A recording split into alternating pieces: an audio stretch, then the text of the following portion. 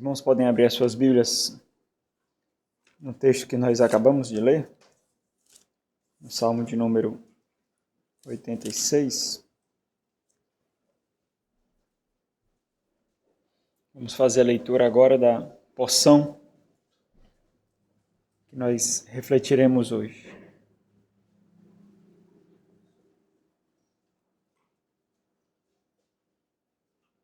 Versículos 8 a 10.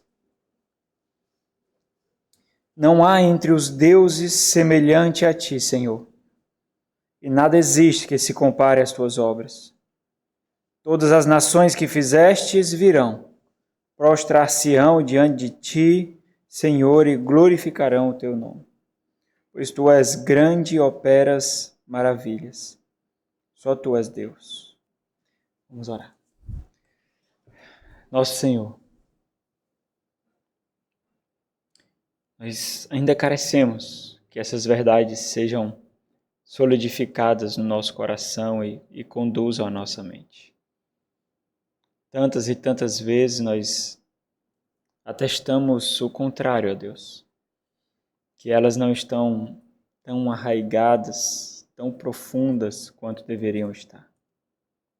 Ajuda-nos, ó Senhor, que através desse tempo de reflexão da Tua Palavra, de exposição das Tuas Sagradas Escrituras, que essas palavras sejam fincadas de forma ainda mais profunda no nosso coração e mente.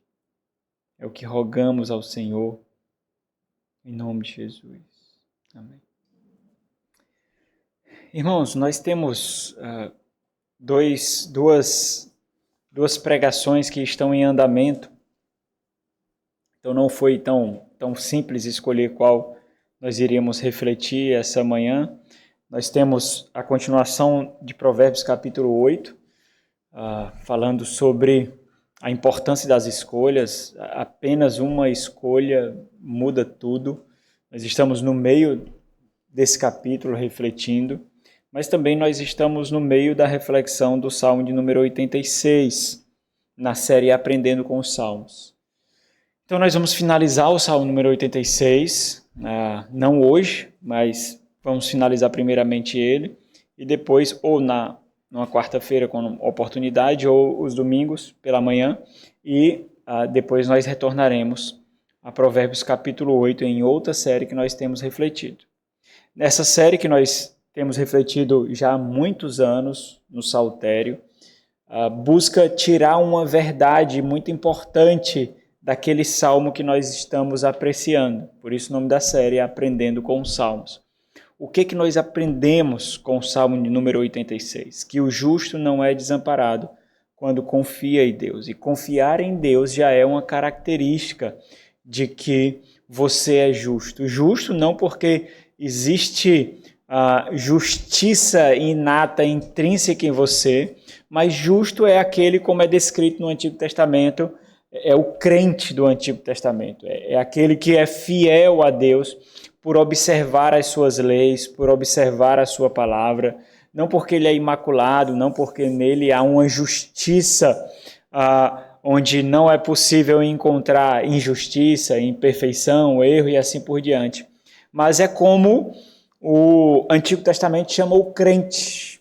Nós vemos isso especificamente no Salmo número 1, o justo ali, o bem-aventurado ali, não é porque ele é imaculado ou perfeito, mas é porque ele tem prazer na lei do Senhor, é porque ele descansa em Deus, é porque ele luta pela fidelidade do Senhor. E nós temos observado algumas características de cada salmo que reforça o nosso aprendizado do salmo. Diferentemente de outros escritos, os salmos eles são difíceis de serem apontados no seu contexto, que nos faria interpretar de uma forma ainda mais fácil o contexto dá significado às palavras e os relatos, coisa que os salmos muitas vezes não têm. Então nós precisamos colocar isso em um contexto ainda maior, daí então entender que existe uma estrutura pactual, é importante entender a aliança que Deus fez com o homem, e é diante dessa aliança que o homem pleiteia com Deus. E ainda mais importante compreender que é muito importante entender o contexto em que o Salmo foi escrito, Mas é ainda mais importante entender o contexto no qual o salmo foi escolhido para compor o saltério. Porque existem milhares e milhares de salmos. Mas esses 150 salmos, eles foram escolhidos e estruturados pelo escriba Esdras, pela orientação e supervisão do Espírito Santo de Deus, num contexto muito específico, quando o povo estava retornando de um período de desgraça, de um período de sofrimento, de um período, digamos assim, aos olhos do povo, um período de abandono de Deus. Nós sabemos que, de fato, Deus não abandona, mas a experiência que eles estavam tendo, assim como experiências que nós temos também, que parece que Deus nos abandonou, parece que Deus tirou a sua mão de sobre nós, parece que os olhos de Deus não estão mais apontados para nós.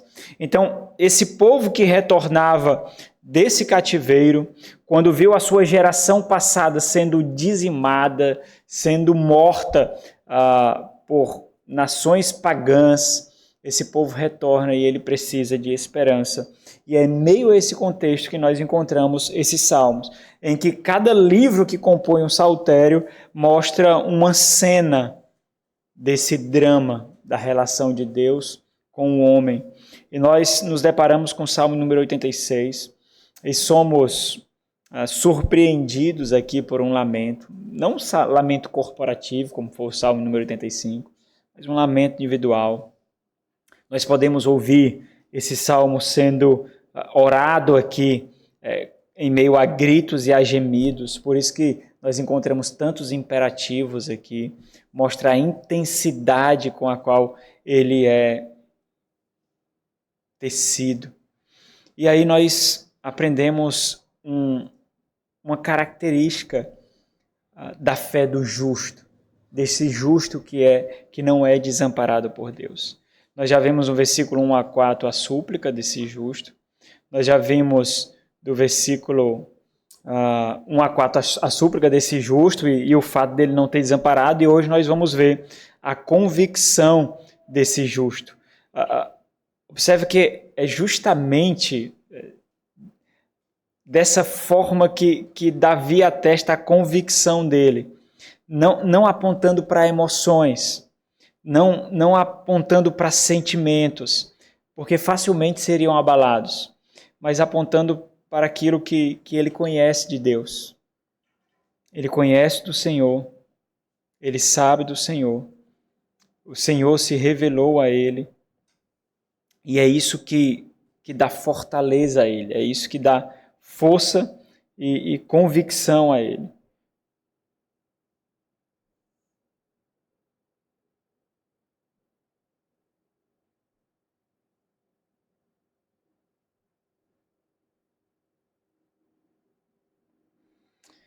Ok, vamos ler aqui os versículos 8 a 10 de novo. Não há entre os deuses semelhante a ti, Senhor, e nada existe que se compare às suas obras. Todas as nações que fizestes virão, prostrar-se-ão diante de ti, Senhor, e glorificarão teu nome. Pois tu és grande e operas maravilhas. Só tu és Deus. Novamente, assim como o bloco anterior, assim como todo o salmo, né? Nós estamos compartimentalizando aqui a reflexão, como se cada tópico aqui fosse uma pregação distinta. Então, nós temos partes aqui desse salmo, a súplica do justo, a garantia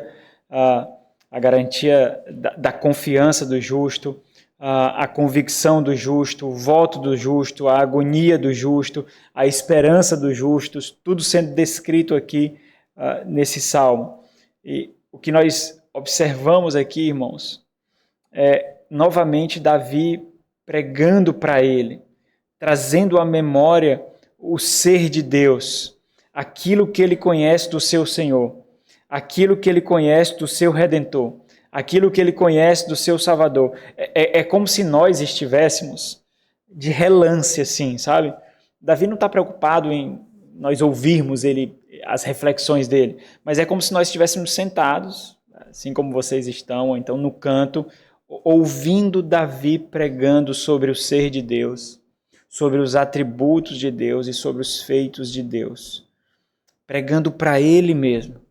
E fazendo isso em meio a tudo que ele está experimentando. Então, lembra, esse é um salmo de lamento, um salmo de contrição, de angústia, de agonia, de dor. Quando nós estamos em situações assim, sempre nós temos um pregador diante de nós. Sempre, sempre. Você sabe disso. A sua mente é um ávido pregador. O seu pregador pode ser um pregador da autocomiseração. Coitado de você. Que pena de você. Ninguém confia em você. Ninguém acredita em você. As pessoas simplesmente lhe desamparam. As pessoas lhe menosprezam. Não é assim que acontece? Você tem um pregador. Esse pregador pode lhe levar para Deus ou lhe levar para a escuridão, mas sempre você tem um pregador diante de si. Daí então, observa, esses momentos de negridão, de pensamento, esse momento de escuridão, se ele dá ouvidos ao pregador da carne, ao pregador carnal, ao pregador perverso, ele vai se afastar de Deus e vai para um buraco de amargura. Por isso ele precisa lutar com a sua mente e seu coração, para que o pregador que seja colocado aqui diante dele, no seu coração, no púlpito dos seus pensamentos, na plataforma do seu coração, tem que ser aquilo que ele conhece de Deus. É por isso que ele fala do ser de Deus. É por isso que ele fala dos atributos de Deus, as propriedades, as características de Deus. É por isso que ele fala dos feitos de Deus. Porque se ele não fizer isso, não quer dizer que ele não terá um pregador no púlpito dos seus pensamentos. Ele terá. Só que esse pregador não o levará para Deus. O levará ao quê? À depressão, à ansiedade, ao isolamento.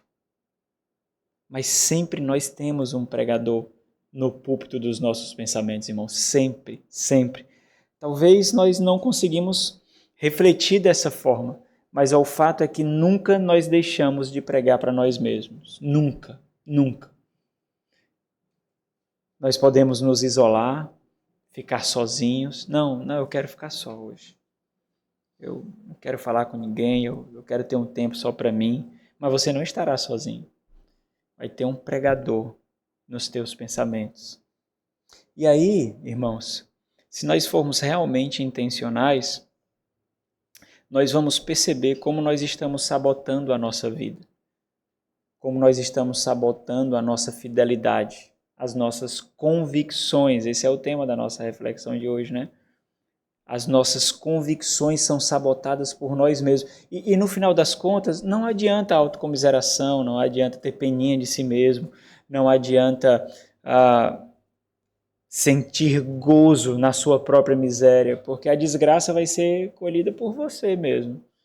E nós continuaremos a viver as nossas vidas como devemos viver, porque é assim que o mundo funciona. Não é assim? Os mortos passam. Na primeira semana, a dor de uma parcela maior. Na segunda semana, aquela multidão que chorava já diminui. Na terceira semana, diminui ainda mais drasticamente. Na quarta semana, estão apenas aqueles que eram absurdamente próximos. E na quinta, esqueceu. Porque a vida precisa continuar. As coisas precisam continuar a fluir. O mundo não para de girar seus 1000 km por hora por causa disso. Não para. Simplesmente continua. Então, quais são os pregadores que nós temos ouvido? Essa analogia é muito fácil de ser percebida quando nós vemos pessoas buscando igrejas que afaguem os seus egos, seu ego, buscando pregadores nas redes sociais que tragam regozijo ao seu ego. É a mesma coisa para o pregador dos nossos pensamentos. Nós alimentamos aquilo que nós temos mais prazer de ouvir. Se é a carne, então será um pregador carnal mesmo. Mas quando acontece isso, nós jogamos fora tudo aquilo que nós recebemos de Deus. Quanta informação, irmãos, nós recebemos da parte do Senhor. Quantas pregações ouvidas, quantos livros lidos, quantos recortes assistidos. Aqui, nós vemos Davi lutando contra os seus próprios pensamentos. Ora, será possível que Davi não tinha pensamentos de desgraça, de pensamentos depressivos, pensamentos isolacionistas? É óbvio que tinha. Ele é ser humano igual a nós, irmãos. Mas é como se Davi tivesse se debatendo aqui, lutando para atestar a fortaleza das suas convicções. Veja, é importante entender que aqui se trata de um lamento, não por causa de uma categoria à parte do salmo, mas é uma categoria que descreve a estrutura do salmo. É fácil perceber isso. Ele precisa de socorro. Davi precisa de socorro aqui. Mas olha o que é que ele faz. Ele gasta tempo louvando a Deus. E a sua oração não é eu. Não é. A sua oração não é sequer emocional. Ele gasta tempo louvando a Deus, exaltando o ser de Deus. E mais do que isso, exaltando aquilo que ele precisa. Do quê? Dos feitos de Deus. Das obras de Deus. E isso deve nos ensinar algo. Será que Davi ele está socando o seu coração aqui? Será que ele está socando o seu ego com a verdade de que, diferentemente do que os sofrimentos e as dificuldades apontam, ele não é o centro, porque é isso que o sofrimento faz conosco, nos coloca no centro. Ou quando você está doente, você louva a Deus e esquece de si mesmo. Ou quando você está passando dificuldade, você louva a Deus e esquece de si mesmo. Nada. Eu quero pedir uma oração, eu preciso que ore. Não é assim, irmãos? Por quê? Porque as dificuldades, sofrimentos, as perseguições, as angústias, elas tendem a nos colocar no centro de tudo. Como se os nossos sofrimentos fossem maiores do que os planos de Deus, do que a exaltação de Deus, do que o louvor de Deus. Parece que nós temos a exclusividade do mundo. São as nossas dificuldades. Eu. Mas não é isso que Davi faz. Eu? É ele. Ele é o centro. Ele é o centro. Por isso que o sofrimento nos engana. O sofrimento nos distrai.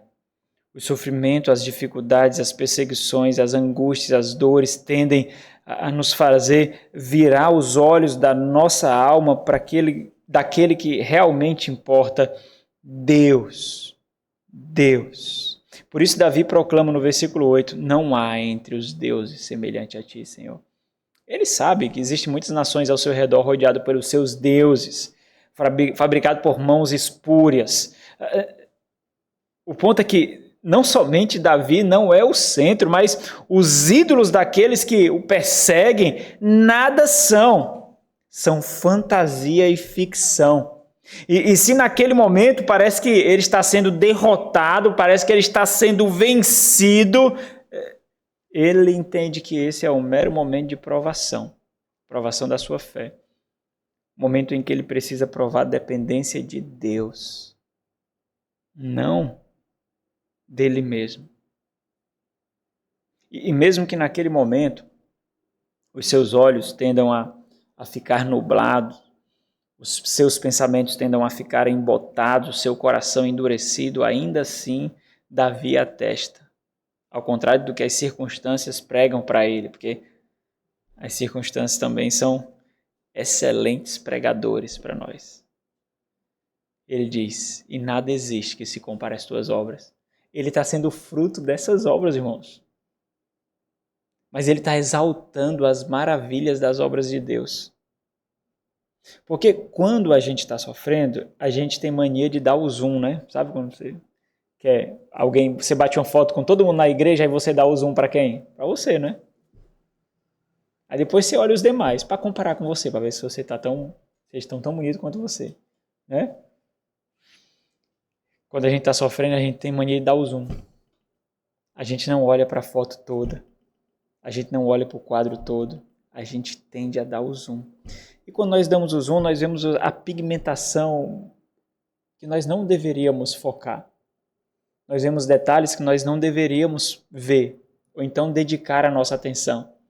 Porque nós tendemos a olhar fixamente para um ponto somente. E ao fazer isso, é como se Davi estivesse forçando essa retirada de zoom, sabe? Da sua vida.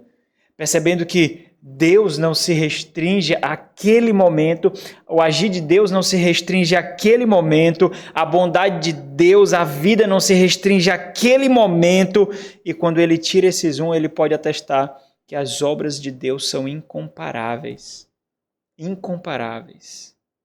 Ele não coloca o foco naquele momento, mas todos os feitos que ele conhece de Deus para o seu povo ao longo da história.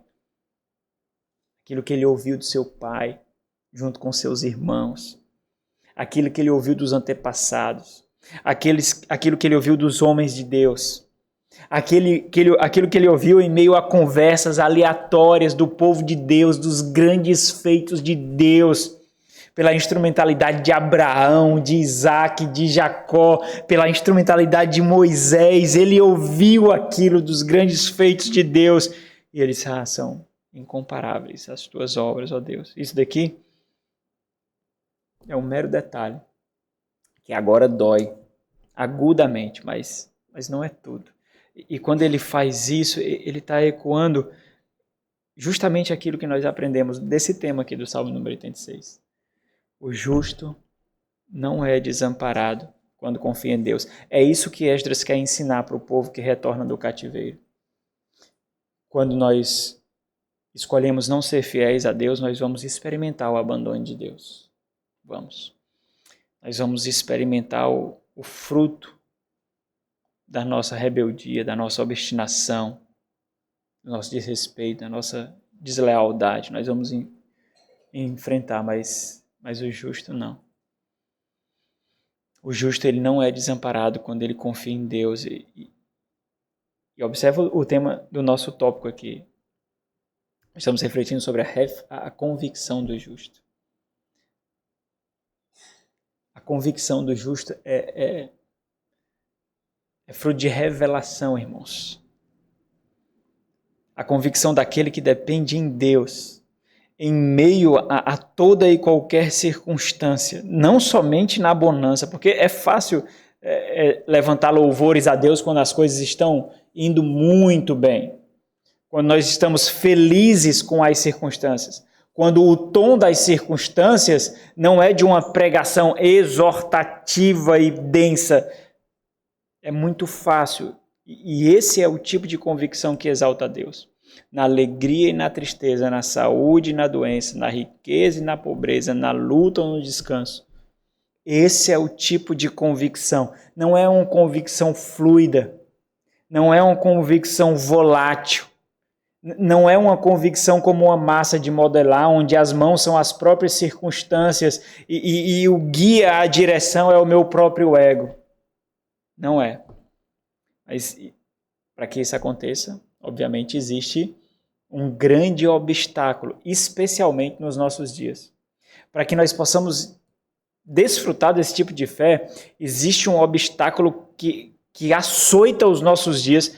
Na verdade, irmãos, parece quase intransponíveis, porque nós temos um chacal ao nosso redor que passa desapercebido por nós, seja no casamento, na criação de filhos, na vida da igreja, e nós sequer percebemos. E isso afeta também a experiência desse tipo de fé. É o fato de nós vivermos tempos absurdamente emocionais, irmãos. Convicção não é uma emoção, irmãos. Não é à toa que nós vemos tantos jovens lutando contra depressão e ansiedade. Jovens fracos. Na idade do vigor, irmãos. Na idade do vigor. Juventude, até nas Sagradas Escrituras, é descrição de vigor, de ânimo, de força. Dedicarei a minha mocidade ao Senhor. Mas hoje não é assim que nós vivemos, não. Nós vivemos tempos absurdamente emocionais, tempos afetivos, tempos escravizados pela emoção, onde a convicção é uma mera emoção, onde a fé é uma mera emoção, é um sentimento, eu sinto a convicção. Convicção não é uma sensação, irmãos. Esse é o grande problema dos nossos dias, porque nós pensamos que felicidade é uma sensação, contentamento é uma sensação, satisfação é uma sensação, fé é uma sensação, não é um sentimento. E justamente isso, somado às facilidades que nós temos ao nosso redor, que tendem a afagar as nossas emoções, tem criado pessoas absurdamente fracas, pessoas que não resistem, e isso invariavelmente tem inundado as nossas igrejas. Porque já inundaram os consultórios psiquiátricos, psicológicos, terapêuticos. E agora tem inundado as nossas igrejas. A indústria farmacêutica ganha absurdamente com isso, porque é bem mais fácil tomar uma pílula. É muito mais fácil também. E o que é gritantemente contraditório é que nós estamos na era do nível mais elevado de disseminação de conhecimento, irmãos. Essa era que nós vivemos. E não somente de todas as ciências, mas do próprio Deus. Hoje, com a facilidade absurda, há pouco tempo atrás, há não muito tempo atrás, as pessoas tinham que andar quilômetros sem carro para ouvir pregações, para ouvir sermões. As pessoas tinham que ficar em locais sem completa refrigeração, locais desconfortáveis, muitas vezes ao ar livre, para ouvir sermões. Mas hoje não. Você escuta sermões no banheiro. Você escuta sermões fazendo o almoço, a janta, tomando banho, dormindo. É ou não é? É. E o que isso tem criado? O que isso tem criado? Crentes encharcados do poder de Deus, crentes encharcados de uma fé sólida, robusta, de conhecimento de Deus. Nós temos acesso aos sermões dos príncipes dos pregadores e não temos a mesma experiência daqueles que ouviu. Não temos. Nós temos acesso aos sermões de um dos maiores pais da igreja, Agostinho, Santo Agostinho. E nós não temos as mesmas experiências daqueles que ouviram. Nós temos acesso a sermões que foram volantes de grandes avivamentos. E ainda assim, nós parecemos mortos.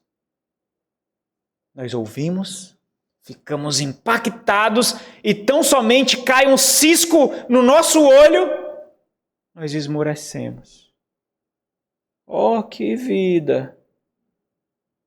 Oh, que tristeza! Oh, que agonia! E os pastores têm que conduzir ovelhas, afagando o ego, massageando emoções. Porque essa é a realidade da cristandade hoje. Parece um balão que precisa ser inflado todo instante. Sabe um balão que você deixa um tempinho ali e aí ele vai secando. Você não sabe que está fechado, mas ele vai secando. Passou um dia, você está escutando esse sermão hoje, né? Segunda-feira você está seco, mais seco. Terça-feira você está mais seco. E se você não vier a quarta-feira, está lascado, porque daqui para o próximo domingo você está completamente esvaziado. Um balão. Balão. Nós temos acesso aos pregadores mais piedosos da história do mundo. E isso não faz nada conosco. Nada. Por quê, irmão? Será que nós não podemos ter essas reflexões? As nossas convicções são diluídas, flácidas. As nossas convicções são flácidas, o que é absurdamente contraditório, mas ainda assim, mesmo tendo todo esse conhecimento, Não é a verdade de Deus que tem conduzido aqueles que dizem ser parte do povo de Deus. As pessoas buscam, na verdade, sensações, emoções. E por isso elas não suportam o desconforto de não sentir. É por isso que quando nós passamos um tempo de dificuldade na igreja, há abandono. Com muita facilidade. Por quê? Porque nós estamos sentindo outra coisa que não nos agrada. Por quê? Porque a nossa fé, as nossas convicções, a nossa fidelidade, a nossa lealdade é uma mera emoção. É um mero sentimento. As pessoas já não suportam mais o desconforto, que é o desconforto que traz maturidade, força, fortaleza. As pessoas preferem tomar uma pílula para emagrecer, uma injeção para emagrecer, do que fechar a boca e fazer exercício. Por quê? Porque é mais fácil e nós estamos no tempo das facilidades. Nós esperamos que a ciência desenvolva algo que faça o ser humano parar de fumar, que faça o ser humano tratar alguma compulsão, do que lutar para isso. Por quê? Porque nós estamos num tempo da facilidade, em que o desconforto é o nosso principal e pior inimigo. O desconforto de lutar, o desconforto de passar por provações. E esse tipo de fé, irmãos, fundamentada por emoções, não cria nem nutre convicções fortes. Essa não é a convicção do justo. Sabe quando você precisa constantemente que alguém pegue em sua mão? Porque se alguém não pegar em sua mão, você cai. Se alguém não pegar em sua mão, você abandona a fé, você abandona a igreja. Você precisa que constantemente tenham pessoas lhe empurrando, pegando em sua mão. Mas essas pessoas não podem ficar com você 24 horas por dia. Não pode. Aquilo que nós deveríamos receber como instrumento de Deus, irmãos, a mutualidade, o que nós temos aqui uns com os outros é uma bênção de Deus, é dom de Deus, é aquilo que o próprio Deus deu a nós, pelos dons conquistados por Cristo Jesus, e nós compartilhamos isso uns com os outros para sermos edificados, mas nós pegamos isso e transformamos como muletas, porque se eu não tiver alguém me dando palavras de incentivo, eu caio. São pessoas que são discipuladas e sequer têm a ambição de discipular. Sequer. Passam um ano sendo discipuladas, mas tem aquilo como terapia. Sequer têm a ambição de dizer, eu quero discipular alguém. Eu quero ser um instrumento de graça na vida de alguém. Pessoas que sequer conseguem fazer a análise. Rapaz, já faz um ano que eu estou caminhando com alguém que é mais maduro do que eu, que tem gastado tempo comigo, e o que eu tenho feito com isso? Essa reflexão mais simples possível, que poderia ser feito numa escola, numa universidade, num ambiente de trabalho, não é feito na igreja. Não é. Por que não é? Nós somos surpreendidos pelo utilitarismo, pelo consumismo e sequer percebemos. Nós adestramos aquilo que nós entendemos de crescimento, de amadurecimento, e nós nos contentamos com a inanição espiritual. Porque os crentes não têm ambição de ser instrumento na vida de outros. Não tem. E é essa convicção que faz com que você tire do púlpito o pregador das circunstâncias e coloque no púlpito a palavra de Deus pregando para você, no púlpito do seu coração, no púlpito dos seus pensamentos, porque se o pregador dos seus pensamentos forem as circunstâncias, você está lascado. Você vai se arrebentar. É isso que Davi faz. As circunstâncias querem pregar para ele. E ele destrona essas circunstâncias, ele tira essas circunstâncias do púlpito dos seus pensamentos, do seu coração, e ele coloca a revelação de Deus. E quando ele faz isso, nós vemos essa característica aqui de tirar o zoom, de não ser conduzido pelas emoções, da convicção do justo. Ele irrompe na história. Ele irrompe o tempo, ele traspassa as provações e ele resiste à tentação de fraquejar. E ele permanece firme, mesmo em situação de desgraça que ele se encontra aqui, em situação de derrota. É isso que acontece no salmista, que ele olha para o fim. Olha o versículo 9, o que ele faz? Ele está apontando, ele está mostrando que aquela situação não resume o agir de Deus em sua vida e na história. E aí ele está pregando para si mesmo, para dizer que isso não é o fim. Não é isso, não. Todas as nações que fizeste, as nações ímpias, nações pagãs, nações perversas, Deus as fez. E por elas não cumprirem os propósitos de Deus, elas reconhecerão o Senhor, mas não de uma forma que nós reconheceremos. Todas as nações que fizestes virão, prostrar-se-ão diante de ti e glorificarão o teu nome. E é interessante porque elas farão aquilo que ele mesmo está fazendo agora, glorificando o teu nome, ó Deus. E observe isso, de que forma ele atestaria tudo isso se a sua convicção não estivesse firmada na verdade revelada de Deus, apenas em meras emoções? Porque o que ele está experimentando agora, e o retorno, né, do cativeiro babilônico, do povo de Deus que está retornando do cativeiro babilônico, está experimentando, é dor, é desprezo, é abandono. Ele vê nações pagãs reinando. Há pouco tempo existia uma grande teocracia, uma grande nação que pelas mãos de Davi e pela paz concedida ao reino de Salomão desfrutava. Mas agora a nação do povo de Deus nem sequer é uma nação, é uma porção de povo vassala, escravo de um império que não conhece a Deus, que não teme a Deus. Mas ele olha além disso, e é o que Esdras quer mostrar para essa nação. Isso aqui não é tudo, não. Pode parecer.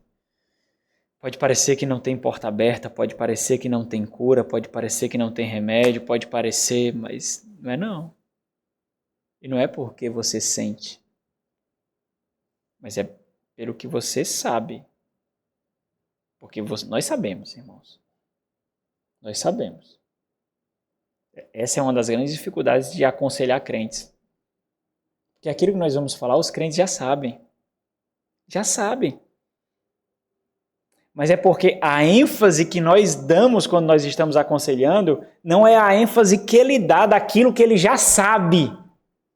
Mas já sabe. Nós não falamos, a base é isso daqui, ó. E o crente conhece isso daqui.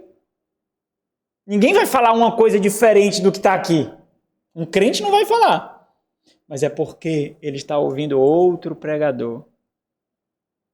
Ele está dando zoom demais. Ele não está dando a ênfase que precisa dar. Esse é o grande problema. Mas nós vamos falar a mesma coisa que está aqui. O ponto de Davi, e o que nós deveríamos compreender para a nossa convicção, é que as circunstâncias não determinam a nossa convicção. Não são os seus sentimentos que saem dessas circunstâncias, as emoções que são forjadas por essas circunstâncias que ditam a nossa convicção, é aquilo que nós conhecemos de Deus. Tanto que Davi foi profeta aqui. Ao afirmar o que ele afirma aqui no versículo 9, Davi está irrompendo o tempo e olhando para o fim, para a consumação da obra que o descendente dele faria ao sentar no trono dele e consumar um reino eterno, muito superior ao dele. É dessa forma que o Apocalipse, João, em Apocalipse capítulo 15, versículo 4, cita o versículo 9. Quando ele diz assim, quem não temerá e não glorificará o teu nome, ó Senhor? Aí ele cita o versículo 9, pois só tu és santo, por isso todas as nações virão e adorarão diante de ti, porque os teus atos de justiça se fizeram manifestos, e é justamente isso que nós aguardamos, que os atos de justiça do Senhor se façam manifestos. Nós esperamos isso, irmãos. Isso. E nós não damos ouvidos às circunstâncias, às emoções. Nós somos esbofeteados, açoitados, enganados, cuspidos, iludidos, abandonados, mas nós continuamos esperando com a certeza de que isso daqui vai acontecer. Os atos de justiça do Senhor se façam manifestos, e é nisso que nós nos deleitamos. Não no que nós sentimos, mas no que nós sabemos. E apesar de que, infelizmente, para muitos, a fé é sinônimo de ignorância, na verdade é justamente o contrário. A fé é conhecer e esperar no que conhecemos. É isso que é fé. É conhecer e esperar. Olhar com os olhos do Espírito e não materiais. Nós enxergamos. Ou você não enxerga? Quando você está sofrendo, você enxerga o quê? Quando você está passando por dificuldade, você enxerga o quê? Você tem vários olhos, né? Você é um par de olhos para o sofrimento, um par de olhos para a perseguição, um par de olhos para a agonia e um par de olhos para a tranquilidade. Nós esperamos que um dia virá. Um dia virá, onde as circunstâncias não mais nos açoitarão. João Calvino falou sobre isso. Ele faz uma pergunta assim, a fé significa não entender nada e simplesmente submeter suas convicções implicitamente à igreja, mesmo que você não saiba de nada? E ele responde, não. A fé consiste não em ignorância, mas em conhecimento. Conhecimento não apenas de Deus, mas da vontade divina. Ou seja, um dia todos reconhecerão aquilo que nós temos o privilégio de conhecer agora, irmãos.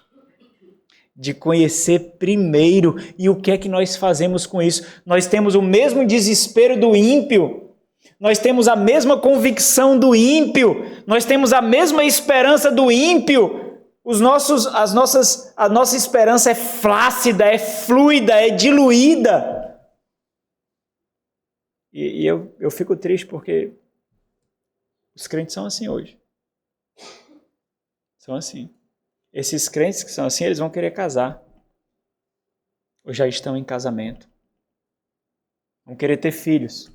Ou já têm filhos. E sequer percebem o prejuízo de suas almas. E então nós vemos o versículo 10. Pois tu és grande e operas maravilha. Será que ele está olhando para a obra que Deus vai fazer nele? Hein? Tu operas maravilhas. Olha a situação que ele está passando agora. Não é de maravilhas, não. Mas ele sabe que Deus fará. Tu operas maravilhas. Só tu és Deus. É justamente, irmãos, e simplesmente nisso que repousa a convicção do justo.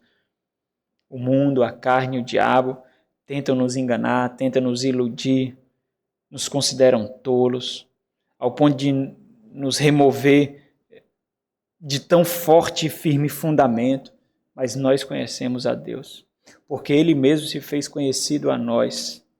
É privilégio nosso e graça dEle. Os servos do Senhor não largam essa verdade, o justo não larga essa verdade, porque os justos dependem dela para ter a verdadeira vida e felicidade. Nós somos dele e ele é nosso. Por isso nós não seremos desamparados. E isso não é um sentimento. Isso não é uma mera sensação, uma mera emoção, é uma verdade pactuada conosco, é fruto e fundamentada na aliança que Deus fez conosco, apesar de nós. Então entenda, irmãos, convicções são de suma importância. Elas são o fundamento que são abalados quando nós passamos por provações se elas não estão firmadas. As nossas convicções nos fortalecem e nos fornecem a certeza daquilo que nós precisamos para continuar, mesmo quando tudo ao nosso redor diz o contrário, e é o nosso sustento existencial nos dias maus. Agora, bebês na fé não têm convicções assim. Não tem. Não tem mesmo. Não tenha dúvida, irmãos. Convicções em nossos dias. Sempre foi assim. Mas com o passar do tempo, eu acho que as coisas acabam ficando mais complexas ainda por causa dos desafios que surgem. Mas convicções firmes e verdadeiras nos cobrarão um preço muito elevado para mantê-las. Muito elevados. Especialmente nos nossos dias, tão diluídos e tão fluidos. Porque manter convicções firmes e verdadeiras significa muitas vezes ser isolado, ser desprezado, ser zombado, ser ridicularizado. Mas ainda assim, é requerido de nós que sejamos convictos. Pelo simples fato de termos acesso àquilo que ímpios não têm. A iluminação do Espírito Santo de Deus, da verdade de Deus. Não é simplesmente porque você escuta pregações boas, não. É porque você tem o Espírito Santo de Deus dentro de você. E se você tem o Espírito Santo de Deus dentro de você,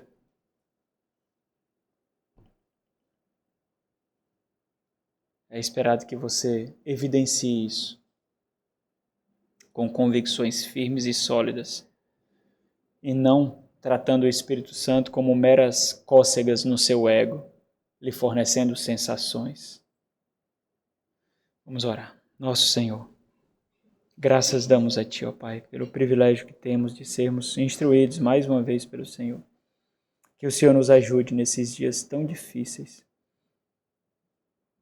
que somos açoitados e aprisionados pelos grilhões das emoções que ditam esse presente século, ó Deus, onde buscamos utilitarismo, facilidades, pragmatismo, e tão somente somos açoitados com dificuldades, corremos e buscamos qualquer porta de saída porque não suportamos.